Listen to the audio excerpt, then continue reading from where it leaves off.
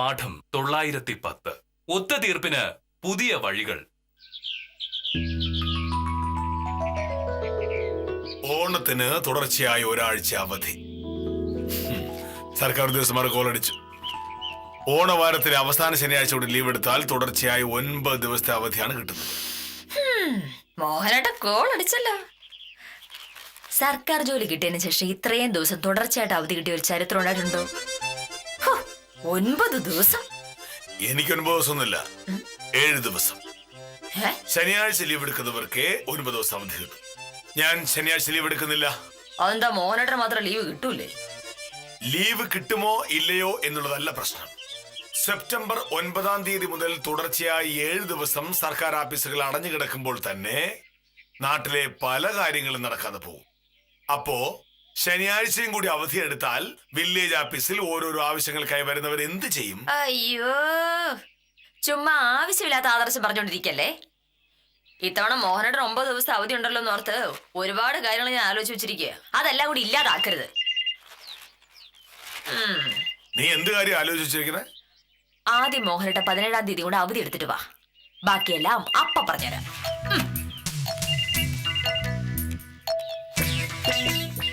എന്താ ആലോചിച്ചിരിക്കുന്നത്? കാശ് ധൂർത്തടിക്കാനുള്ള എന്തെങ്കിലും വഴിയായിരിക്കും. നടന്നതന്നെ. ഹലോ, മോഹനേഷന്റെ വീടല്ലേ? അതെ. ഒന്ന് കൊടുക്കാമോ? ആരാന്ന് പറയണം? എന്റെ പേര് ദിവാകരൻ. പറഞ്ഞാൽ മോഹനേഷന് അറിയാം. ശരി മോനേട്ടാ. മോനേട്ട ഫോൺ. ഹലോ. മോഹനേഷന, ഞാൻ ദിവാകരനാ, സഹദേവന്റെ ചേട്ടൻ. ആഹാ, നമസ്കാരം. എന്താ വിശേഷം? എനിക്ക് മോഹനേഷനെ കാണേണ്ട ഒരു കാര്യം ഉണ്ടായിരുന്നു. ഇപ്പൊ അങ്ങോട്ടൊന്ന് കാണാൻ പറ്റുമോ? ഇന്ന് അവധി ആയതുകൊണ്ട് ഞാൻ ഇവിടെ തന്നെ കാണും. ദിവാർ ചേട്ടന്റെ സമയം പോലെ വന്നാൽ മതി. എനിക്ക് ഇപ്പോഴാ സൗകര്യം. ഞാൻ ഒരു അരമണിക്കൂറിനുള്ളിൽ വരാം. ശരി. വിളിച്ചത് ആരാണ് എന്ന് മനസ്സിലായോ? താലൂക്ക് ഓഫീസിലെ സഹദേവന്റെ ചേട്ടൻ ദിവാകരൻ, PWD കോൺട്രാക്ടറാണ്. വേറെ ഒരുപാട് ബിസിനസ്സുകളുണ്ട്. എന്നോട് വലിയ സ്നേഹ. കാണുന്നവരോടൊക്കെ പറയും കെ മോഹനേഷൻ ഭയങ്കര സത്യസന്ധനാണ് എന്ന്. അങ്ങേർക്ക് മോഹനേട്ടനെ കൊണ്ട് എന്തെങ്കിലും ആവശ്യം ഉണ്ടാവും. അങ്ങനെ ആവശ്യമുള്ളവരാണല്ലോ ഒരു കാര്യം ഇല്ലാതെ ഇങ്ങനെ പൊഴുത്തി സംസാരിക്കുന്നത്. ഒരു കാര്യത്തിനുമല്ല. ഞാൻ ഒരു സത്യസന്ധനാണ് എന്ന സത്യം അദ്ദേഹത്തിന് അറിയാവുന്നത് കൊണ്ട് അദ്ദേഹം അത് എല്ലാവരോടും പറയും. അത്രേ ഉള്ളൂ. അതല്ലല്ലോ നമ്മുടെ പ്രശ്നം. നീ ഓണത്തിന് എന്തോ വലിയ പരിപാടിയൊക്കെ ഇട്ടിരിക്കാന്ന് പറഞ്ഞു. എന്താ അത്? അങ്ങനെ വലിയ പരിപാടിയൊന്നും ഇല്ല മോനട്ടാ. 2 ദിവസം എന്റെ വീട്ടിൽ പോയി നിൽക്കണം. 1 ദിവസം ചെറിയമ്മയുടെ വീട്ടില്, പിന്നെ മോഹനേട്ടന്റെ വീട്ടിൽ 2 ദിവസം. അത് കഴിഞ്ഞ് എങ്ങോട്ടെങ്കിലും ഒന്ന് ടൂർ പോണം. 2-3 ദിവസം. അത് മതി. നടക്കും മോനേട്ടാ. ഓണക്കാലമാകുമ്പോ മനുഷ്യന്മാര് ഇങ്ങനെയൊക്കെയാണ് ചെയ്യാറുള്ളത്. അല്ലാതെ വീട്ടിൽ കുത്തിരുത് അങ്ങോട്ട് കൂടെ നോക്കിക്കൊണ്ടിരിക്കുകയല്ല ചെയ്യേണ്ടത്.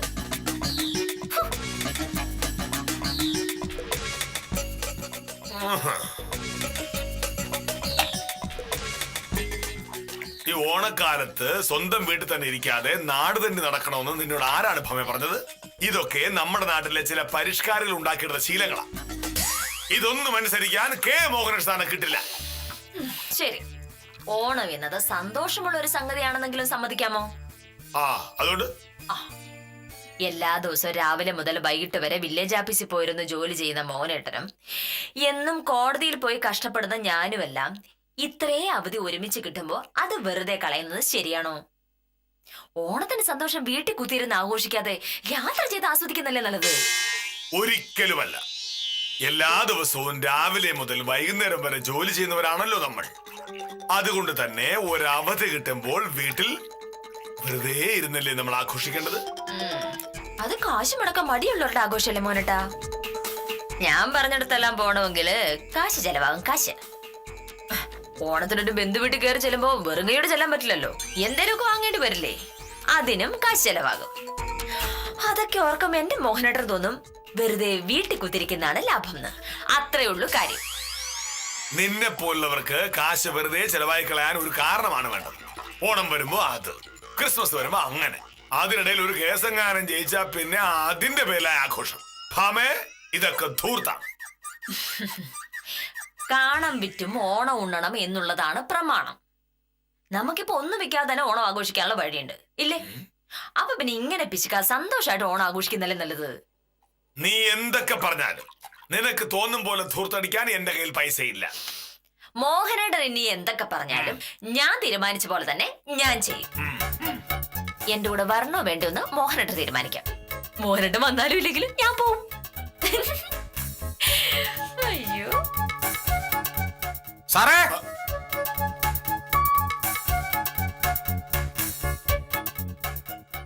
നമസ്കാരമുണ്ട് സാറേ. ചന്ദ്രപ്പന്റെ പുരയിടത്തിന്റെ അതിർത്തി ഒന്ന് അളന്ന് തിരിച്ചു കൊടുക്കാന്ന് സാറ് നേരത്തെ പറഞ്ഞിരുന്നു. ഇന്ന് അവധിയാണല്ലോ. ഇന്ന് സാറൊന്ന് വന്നു കഴിഞ്ഞാ ഇന്ന് ഉച്ച കഴിഞ്ഞ് ഞാൻ വരാമെന്ന് ചന്ദ്രപ്പനോട് പറഞ്ഞേക്കോ. 2:30 ഞാൻ എത്തി. ഓ മതി മതി മതി. ഓ വലിയ ഉപകാരം. സാറിനെ കൊണ്ട് സ്ഥലം ഉളപ്പിക്കാമെന്ന് ഞാൻ ചന്ദ്രപ്പനോട് പറഞ്ഞപ്പോ അവന് ഭയങ്കര സംശയം. അയ്യോ, കെ മോഹനേഷ് സാർ അങ്ങനെയൊക്കെ ചെയ്തു തരുമോ എന്ന്. ഞാൻ പറഞ്ഞു, ആരെയും സഹായിക്കുന്ന തങ്കപ്പെട്ട മനസ്സാണ് സാറിൻ്റെത്, കെ മോഹനേഷ് സാർ വന്നിരിക്കും എന്ന്. ഇപ്പൊ പിന്നെ ഞാൻ പറഞ്ഞ പോലെ തന്നെ സംഭവിച്ചല്ലേ സാറേ? എന്താണ് ഉത്തമാ, നമസ്കാരം. മുടിഞ്ഞ പുകഴ്ത്തലാണല്ലോ.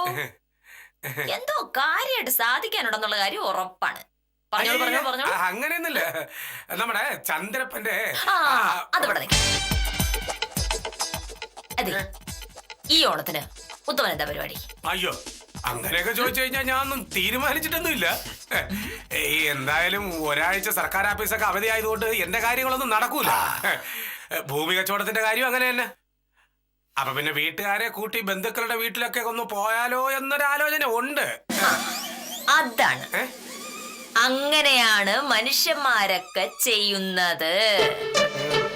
ഉത്തമ ഉത്തമ, ഓണത്തിന് എന്റെ വീട്ടിലും ദാ മോഹനേട്ടന്റെ വീട്ടിലും പോകാമെന്ന് ഞാൻ പറഞ്ഞപ്പോ തന്നെ മോഹനേട്ടൻ പറഞ്ഞു നടക്കൂല. കാശ് ചെലവാകുന്ന കാര്യമല്ലേ. നിന്റെ വീട്ടിലും എന്റെ വീട്ടിലും പോകുന്ന കാര്യം മാത്രമല്ല നീ പറഞ്ഞത്. നിന്റെ ചെറിയമ്മയുടെ വീട്ടിൽ പോകുന്ന കാര്യം പറഞ്ഞു. അത് കഴിഞ്ഞ് എവിടെയോ വായി നോക്കാൻ പോകുന്ന കാര്യവും പറഞ്ഞു. വായി നോക്കാനാ? ഒന്നുമില്ല ഉത്തമ, 2-3 ദിവസത്തേക്ക് ഒരു ടൂർ പോവാന്ന് ഞാൻ പറഞ്ഞു. അതും കാശ് മുടക്കുള്ള കാര്യമല്ലേ. വില്ലേജർക്ക് അതും സഹിക്കൂലല്ലോ. കാശ് മുടക്കുന്നതല്ല പ്രശ്നം. അയ്യോ, ഓണക്കാലത്ത് വീട്ടിലിരുന്ന് സ്വസ്ഥമായി വിശ്രമിക്കുന്നതാണ് നല്ലത് എന്ന് ഞാൻ പറഞ്ഞു. അതിനെന്താണ് ഉത്തമ തെറ്റ്? അയ്യോ എന്റെ അമ്മേ, അതിന് മാത്രം വിശ്രമിക്കാൻ ബാക്കിയുള്ള ദിവസങ്ങളിലൊക്കെ മലമറിക്കാൻ മുക്കോട്ടിരിക്കാണല്ലോ മോനേട്ടൻ. ബാക്കിയുള്ള ദിവസങ്ങളിൽ നിനക്ക് പ്രത്യേകിച്ച് ജോലിയൊന്നും ഉണ്ടാവില്ല. പക്ഷേ കെ മോഹനേഷ് സാറിന്റെ കാര്യം അങ്ങനെയല്ല. കഷ്ടപ്പെട്ട് അധ്വാനിച്ച് ജീവിക്കുന്ന ഒരു സർക്കാർ ഉദ്യോഗസ്ഥനാണ് ഞാൻ. എന്തധ്വാനാണ്? കരം തീർക്കാൻ വരുന്നവരുടെ കയ്യിൽ നിന്ന് കാശ് വാങ്ങി രസീത് കൊടുക്കുക എന്നുള്ളതാണ് ഇത്ര വലിയ അധ്വാനം. അല്ല, അങ്ങനെയാണെങ്കിൽ ബ്രാൻഡി കടയിൽ കാശ് വാങ്ങി ബ്രാൻഡി എടുത്ത് കൊടുക്കുന്ന ആൾക്ക് എന്തൊരു അധ്വാനമായിരിക്കും. വില്ലേജ് ഓഫീസിലെ കാര്യം പറയുമ്പോ ബ്രാൻഡി കടയുടെ കാര്യം പറഞ്ഞുകൊണ്ട് വരുന്ന നിന്റെ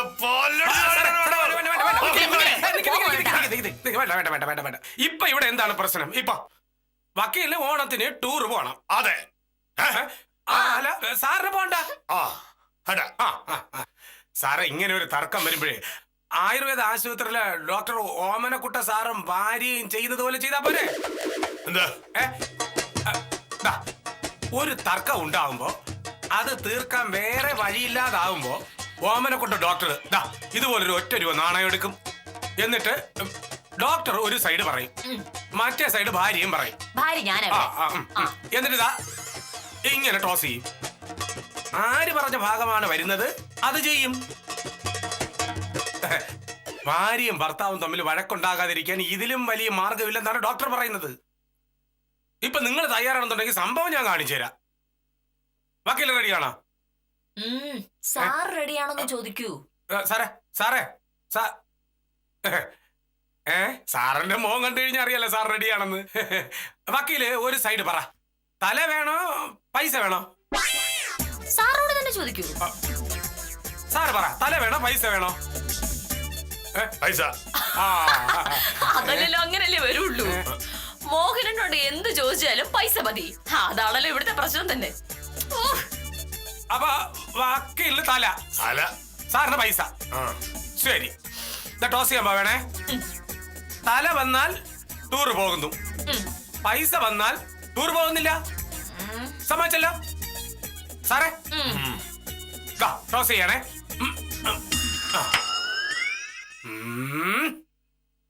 തുറക്കട്ടാ തുറക്കട്ടാ. തല തല തല തല തല. വക്കീല് ജയിച്ചു, വക്കീല് ജയിച്ചു. അയ്യോ വക്കീലുണ്ട്. ദൈവം എന്റെ കൂടെ കൂടൂന്ന് എനിക്ക് നേരത്തെ തന്നെ അറിയാമായിരുന്നു. അപ്പോ ഇനി എവിടേക്കാണ് ടൂർ പോകേണ്ടതെന്ന് ഞാൻ ശരിക്കൊന്ന് ആലോചിക്കട്ടെ. ശരി. കണ്ട സാറേ, എന്റെ ബുദ്ധി കാരണം ഒരു പ്രശ്നം സിമ്പിൾ ആയിട്ട് സോൾവ് ആയി. ഇതിനെയാണ് നമ്മൾ പ്രായോഗിക ബുദ്ധി എന്ന് പറയുന്നത്. ചന്ദ്രപ്പന്റെ സ്ഥലം ഇന്നളക്കണം എന്നല്ലേ ഉത്തമൻ രണ്ടരക്ക് വരാന്ന് സാറ് പറയുകയും ചെയ്ത്. നേരിൽ ഇമാതിരി എന്തെങ്കിലും ആവശ്യം പറഞ്ഞ് ഇവിടെയോ വില്ലേജ് ഓഫീസിലേക്ക് കയറി വന്നാൽ ഉത്തമം വിവരം അറിയും. പൈസയും കൊണ്ടുവന്നേക്കും. ഭഗവാനേ, അത് വടി കൊടുത്ത് അടി വാങ്ങി ഏർപ്പാടായി പോയല്ലോ. ചന്ദ്രപ്പന്റെ അളന്നു തിരിപ്പ് നടക്കുവോ എന്തോ? നടക്കൂല.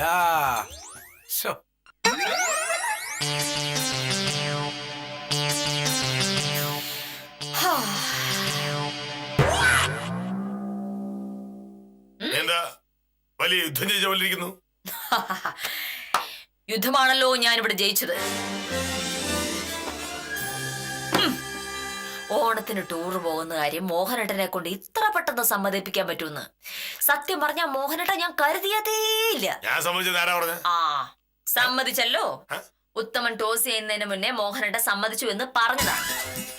അതെ, ഇനി മാറ്റി പറയുന്ന മര്യാദയല്ലേ? മോഹനേട്ടൻ സാർ ഒരു വാക്ക് പറഞ്ഞാൽ വാക്കാണെന്നല്ല ഈ നാട്ടുകാർ മുഴുവൻ പറഞ്ഞുകൊണ്ടിരിക്കുന്നത്. ഇനി മോഹനേട്ടൻ വാക്ക് മാറ്റുണ്ടെങ്കിൽ ഞാനത് ഉത്തമനോട് പറയും. ഉത്തമൻ അത് ഈ നാട്ടുകാരോട് മുഴുവനും പറയും. അതെ, പിന്നെ അതെ, വേറൊരു കാര്യമുണ്ടേ. എന്റെ വീട്ടിൽ പോകുമ്പോ വേറൊന്നും വാങ്ങിയില്ലെങ്കിലും അമ്മയ്ക്കൊരു ഓണക്കോടി വാങ്ങണം. മോഹനേട്ടൻ വീട്ടിൽ പോകുമ്പോ മോഹനേട്ടൻ അമ്മയ്ക്കും ഒരു ഓണക്കോടി. പിന്നെ ഓണമല്ലേ, എനിക്കെന്തായാലും ഒരു പുതിയ സാരി വേണം.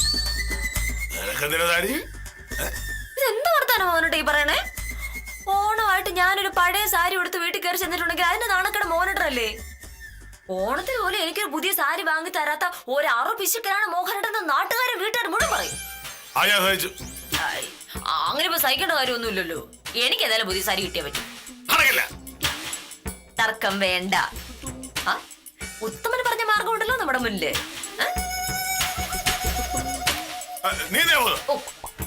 ഒരു രൂപ മാത്രം എടുക്കുന്നുള്ളൂ. എന്റെ അമ്മോ, ഭാഗ്യം കൊയും കിട്ടി.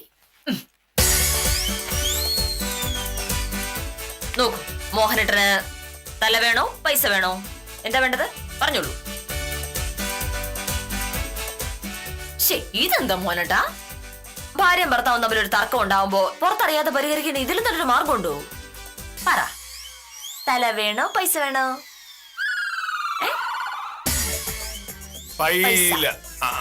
തല.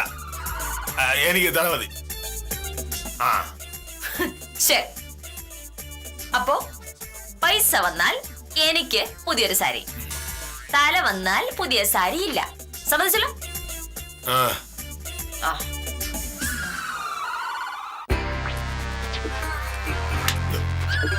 ഈശ്വര,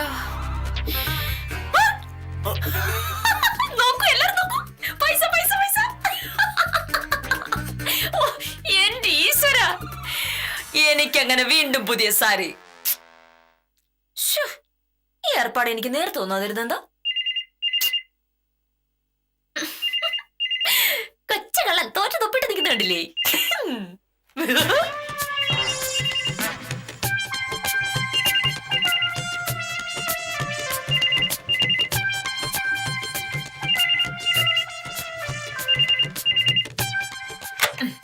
ഹലോ, അതെ.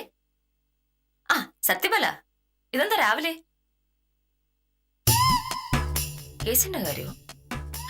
ഏത് കേസിന്റെ? അതെയോ, ഗോവിന്ദൻ കൊണ്ട് സത്യപാലനെ കാണാൻ വന്നിരുന്നോ?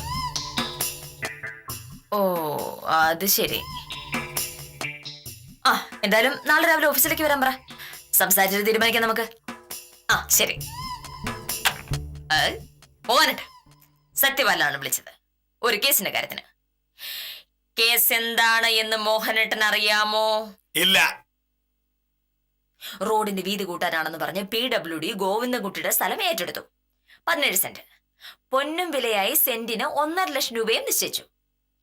അത് പോരാന്ന് ഗോവിന്ദൻകുട്ടി അന്നേ തടസ്സം പറഞ്ഞതാണ്. അത് വേറെ കേസ്. ഇപ്പോ ഭൂമി ഏറ്റെടുത്ത് 6 മാസം കഴിഞ്ഞിട്ടും പറഞ്ഞ വില പോലും കൊടുത്തില്ലെന്ന്. അതുകൊണ്ട് കേസ് കൊടുക്കാൻ പോവുകയാണ് ഗോവിന്ദൻകുട്ടി. ആ കേസാണോ നീ ഏറ്റെടുക്കാൻ പോകുന്നത്? ആ കേസിന് എന്താ കുഴപ്പം? സ്വന്തം ഭർത്താവിന്റെ വകുപ്പിനെതിരെ ഭാര്യ കേസ് വാദിക്കുന്നത് എവിടത്തെ മര്യാദയാണ്? PWD-കാരല്ലേ പൈസ കൊടുക്കാതിരിക്കുന്നത്? അതിന് മോഹനട്ടൻ എന്ത് വിളിച്ചു? റോഡ് ഉണ്ടാക്കുന്നത് PWD ആയിരിക്കും, പക്ഷേ അവർക്ക് റോഡ് ഉണ്ടാക്കാനുള്ള ഭൂമി ഏറ്റെടുത്ത് നൽകുന്നത് റവന്യൂ വകുപ്പാണ്. അതിനായി സർക്കാർ ഒരു സ്പെഷ്യൽ തഹസിൽദാർ നിയമിച്ചിട്ടുണ്ട്. ഗോവിന്ദൻകുട്ടിക്ക് പണം കൊടുക്കുന്നത് റവന്യൂ വകുപ്പാണ്. അപ്പോ കേസ് റവന്യൂ വകുപ്പിനെതിരെ അല്ലേ? ചുമ്മാ ഒന്നും അല്ലല്ലോ. ഒരാളുടെ ഭൂമി ഏറ്റെടുത്തിട്ട് അതിന് നഷ്ടപരിഹാരം കൊടുക്കാത്തോണ്ടല്ലേ? എന്തൊക്കെയാലും ഇതൊരു കൊള്ളാവുന്ന കേസാണ്. അല്ലെങ്കിലും സർക്കാരിനെതിരെ കേസ് വാദിക്കുന്നതില് ഒരു പ്രത്യേക സുഖമൊക്കെ ഉണ്ട്.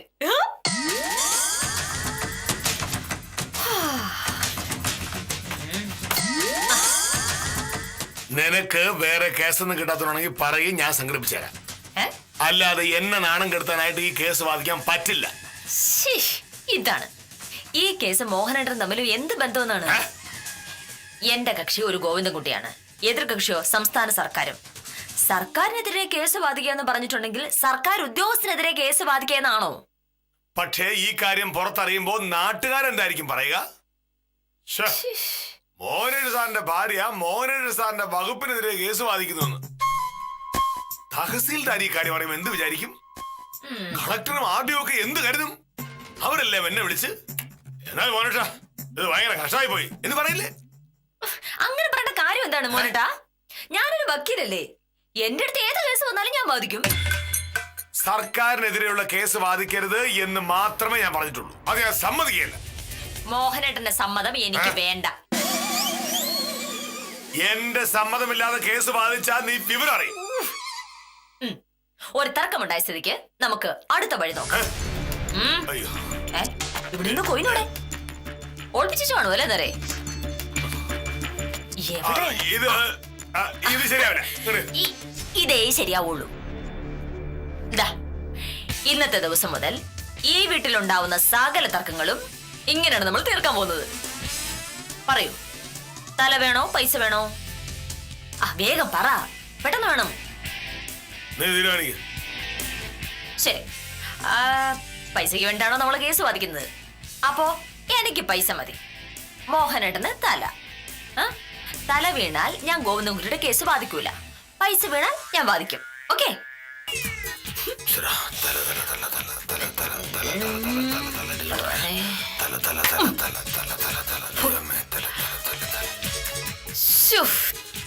എന്നെ എന്തിനാണ് ഭാഗ്യം ഇങ്ങനെ കടാക്ഷിക്കുന്നത്? നോക്കൂ, വീണ്ടും പൈസ. അപ്പോ എനിക്ക് കേസ് വാദിക്കാം. മോഹനേട്ടന്റെ പ്രശ്നമെല്ലാം തീർന്നല്ലോ. ദാ, ഇനി ഈ കാര്യം പറഞ്ഞ് എന്റെ പിന്നാലെ വരരുത്, കേട്ടോ?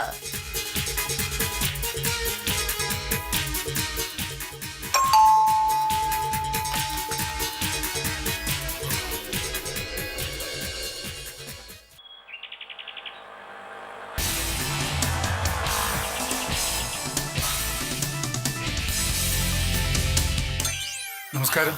നമസ്കാരം. പറഞ്ഞ സമയത്തിന് എത്തിയല്ലോ, അകത്തേക്ക് ഇരിക്കാം. പറ. അതിനുള്ള സമയമൊന്നുമില്ല. എനിക്ക് ഇവിടെ അടുത്തൊരു ബന്ധുവിനെ കാണണമായിരുന്നു. പോകുന്ന വഴിക്ക് സത്യഭാമയെ ഒന്ന് കാണാമെന്ന് കരുതി കയറിയതാ. ഭാമയെ കാണാനോ? അതെ, ഒരു കേസിന്റെ കാര്യത്തിനാ.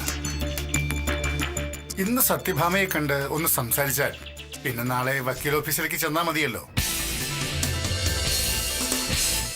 എനിക്കാണെങ്കിൽ സത്യഭാമയെ പറ്റി കേട്ടറിവേ ഉള്ളൂ. അപ്പോ ഇവിടെ വന്ന് പരിചയപ്പെടുന്നാണല്ലോ നല്ലത്. താനുള്ളപ്പോ എനിക്കതൊരു സഹായമാവുമല്ലോ. ഭാമേ 2 കൊല്ലമായി ചെയ്ത പണികളുടെ ഒന്നും കാശ് PWD തന്നിട്ടില്ല. തന്ന ചെക്കുമായി ട്രഷറി കയറി ഇറങ്ങി മടുത്തു. ഇനിയിപ്പോ കേസ് കൊടുക്കല്ലാതെ ഒരു വഴിയുമില്ല. നല്ലൊരു വക്കീല് വേണമല്ലോ എന്ന് ആലോചിച്ചപ്പോ സത്യഭാമയുടെ പേരാ എല്ലാവരും പറയുന്നത്. നമസ്കാരം. നമസ്കാരം. ഞാൻ ദിവാകരൻ. സഹദേവൻ ചേട്ടനാ, ഞാൻ പറഞ്ഞില്ലേ PWD കോൺട്രാക്ട്. ദിവാരൻ ചേട്ടൻ ഒരു കേസിന്റെ കാര്യം പറയാനാ നിന്നെ കാണാൻ വന്നത്. എന്താ കേസ്? PWD പണിയതിന്റെ 19 ലക്ഷം രൂപ കിട്ടാനുണ്ട്. ആ. മറ്റെല്ലാ വഴിയും നോക്കി. ഇനി കേസ് കൊടുക്കേ വഴിയുള്ളൂ. അയ്യോ, സർക്കാരിനെതിരെ കേസ് കൊടുക്കാനോ? ഞാനോ? അല്ല, അതിനെന്താ?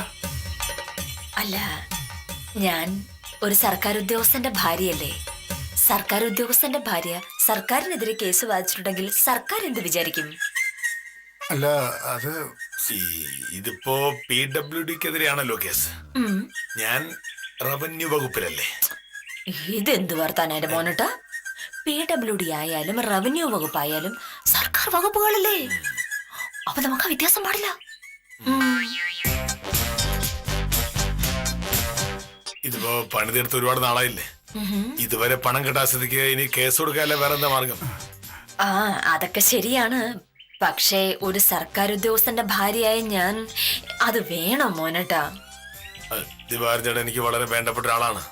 അതുകൊണ്ടാണല്ലോ അദ്ദേഹം ഇങ്ങോട്ട് വന്നത്. ഞാൻ പറഞ്ഞാൽ നീ കേൾക്കും എന്നും അദ്ദേഹത്തിന് അറിയാം. ആ, അത് ശരിയാ.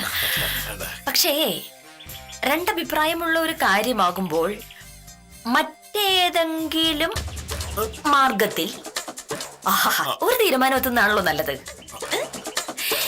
ഞാൻ പറയുന്നത് മോഹനേട്ടൻ മനസ്സിലായല്ലോ അല്ലേ?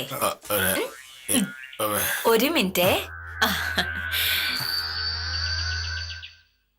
മോഹനകൃഷ്ണ, എന്താ? സത്യഭാമ വാദിച്ചാൽ ജയിക്കുമെന്നാ എല്ലാരും പറയുന്നു. മോഹനകൃഷ്ണ ഒന്ന് നിർബന്ധിച്ച് സമ്മതിപ്പിക്കണം. എനിക്ക് വേറെ വഴിയില്ല. ദിവാരൻ ചേട്ടൻ നിൽക്ക്, ഞാൻ ഇപ്പൊ വരാം. ഈശ്വര,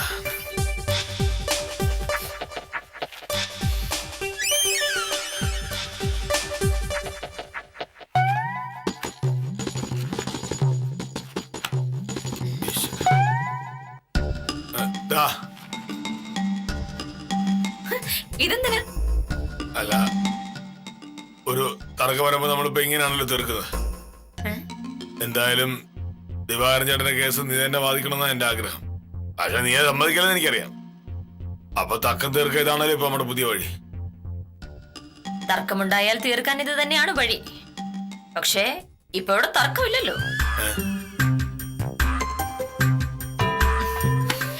മോഹനേട്ടന് വേണ്ടപ്പെട്ട ഒരാൾ ഒരു കേസുമായിട്ട് വരുമ്പോ ഞാനത് ഏറ്റെടുക്കില്ല എന്ന് പറയൂ? ഞാൻ അങ്ങനെ പറഞ്ഞിട്ടുണ്ടെങ്കിൽ എന്നെ നാണക്കേട് മോഹനേട്ടനല്ലേ. മറ്റുള്ളവരുടെ മുന്നിൽ മോഹനേട്ടൻ ഒരു നാണക്കേട് ഉണ്ടാവാൻ ഞാൻ സമ്മതിക്കുവോ? ദീപാകരൻ ചേട്ടന്റെ കേസ് ഞാൻ ഏറ്റു. കടലാസുകളൊക്കെ ആയിട്ട് നാളെ വക്കീൽ ഓഫീസിലേക്ക് വരാൻ പറഞ്ഞാൽ മതി. അല്ലെങ്കിൽ തന്നെ നമ്മൾ തമ്മിലൊരു തർക്കം ഉണ്ടാവുമ്പോ അത് തീർക്കാൻ നമുക്ക് ഇതിനൊക്കെ ആവശ്യമുണ്ടോ? ഉത്തമൻ അങ്ങനെ പറഞ്ഞപ്പോ ഒരു രസത്തിന് ഞാൻ കൂടെ കൂടിയതല്ലേ ഉള്ളൂ. നമ്മൾ തമ്മില് 910 വഴക്കുകൾ നടന്നിട്ടുണ്ട് അല്ലേ? അതൊക്കെ നമ്മൾ തീർത്തത് ഇതുകൊണ്ടാണോ? അപ്പൊ പിന്നെ ഇനി ആദ്യം മുതൽ തർക്കിക്കണ്ടേ? ഓണത്തിന് ടൂർ പോകുന്ന കാര്യം തൊട്ട്. എടാ ചിരി നോക്കേ. പോയിട്ട് ദിവാരൻ പറഞ്ഞു വിട്ടിട്ട് വാ. ബാക്കി നമുക്ക് എന്നിട്ട് ആലോചിക്കാം. രണ്ടുപേർ തമ്മിൽ തർക്കമുണ്ടാവുമ്പോൾ പരിഹാരം കാണാനായി ഉത്തമൻ കൊണ്ടുവന്ന തന്ത്രമൊന്നും ഇവർക്കിടയിൽ വില പോവില്ല. ഒരു നറുക്കെടുപ്പിൽ തീർക്കാവുന്ന തരത്തിലേക്ക് പ്രശ്നം ചെറുതായാൽ പിന്നെ ഇവരെങ്ങനെ ജീവിക്കുമെന്നതാണല്ലോ ഏറ്റവും വലിയ ചോദ്യം. തർക്കിച്ചും വഴക്കുണ്ടാക്കിയും ജീവിച്ച് ശീലിച്ച ഇവർക്ക് എല്ലാവിധ ആശംസകളും നേർന്ന് ഇന്നത്തേക്ക് വിടാം. കാര്യം നിസാരം തുടരുന്നു.